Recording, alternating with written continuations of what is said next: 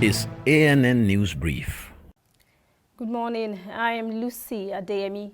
Sudan's military council has asked opposition leaders to resume unconditional negotiations on the transition of power as protest organizers continue their nighttime demonstrations demanding civilian rule.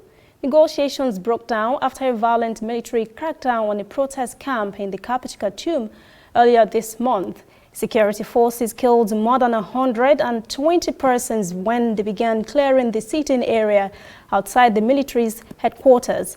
Authorities put the death toll at 61. Head of the military council, General Abdel Fattah Burhan, promised a group of health workers in Khartoum that the council would have no preconditions for returning to the negotiating table with the Forces for Declaration of Freedom and Change, which represent protesters. Protest leaders have presented conditions to be met before they return to the negotiation table. It includes the formation of an international commission to investigate the killings of protesters, restored internet services, adherence to previous deals struck before the breakdown in talks, and the return of paramilitary troops to their barracks.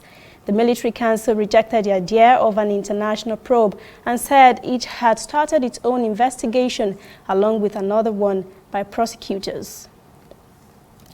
Algeria's Army Chief of Staff, Lieutenant General Ahmed Gaid Salah, has accused some parties of favoring a constitutional vacuum in order to prolong the country's political crisis.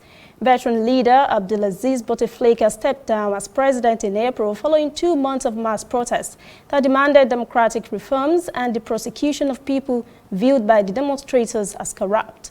But the demonstrations have continued. Protesters say they want the removal of the whole ruling elite that has governed the country since independence from France in 1962. Protesters are also demanding the resignation of interim President Abdelkader Ben Salah, a former head of Upper House of Parliament whom they see as a close ally of Bouteflika.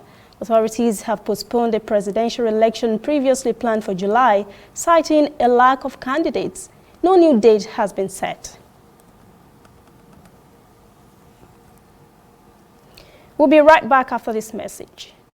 There is a new all-news network on the scene in Nigeria to give news from a purely news perspective and to promote free information flow across Africa. Fresh views, unbiased, bold, with a purely African view.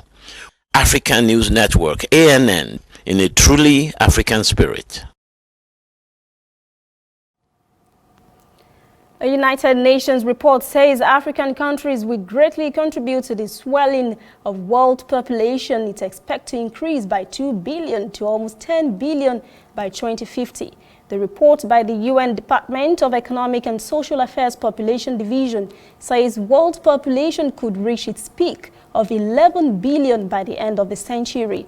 The report says 9 countries will account for more than half of the projected population growth between now and 2050.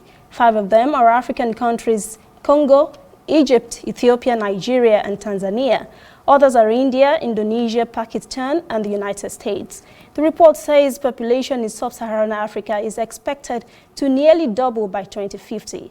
Under Secretary General for Economic and Social Affairs, Lou Zahmin, said in a statement most of the population growth will occur in the poorest countries.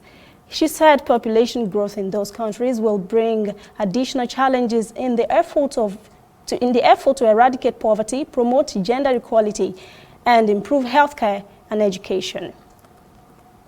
That's CNN News Brief. Thanks for watching. For details on these and other stories, visit our website, annafrica.news. Conversation continues on our social media platforms, Twitter, Instagram, and Facebook at ANN Africa TV. I'm Lucy Adeyemi.